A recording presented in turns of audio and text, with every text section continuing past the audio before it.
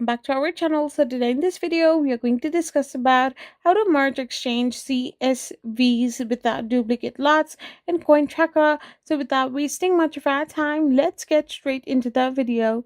So for a CoinTracker wallet that already syncs via your API, you should avoid importing a CSV from the same exchange to prevent duplicate tracking or duplicate transaction. So once you're in your CoinTracker, to simply merge exchange CSVs without duplicate lots, you need to first of all confirm it is a duplicate or not.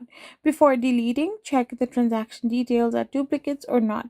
Now you can filter and identify duplicates using the filters on coin transactions or the tracker app or website. So once you have done this, you can identify the duplicates as well. Now you can remove or ignore duplicate transactions manually as well.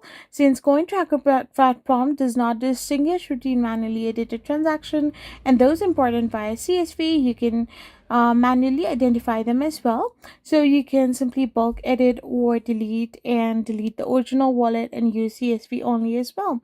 I hope you found this video helpful. So don't forget to hit that subscribe button and do give us a thumbs up. We will be back again with more informative videos.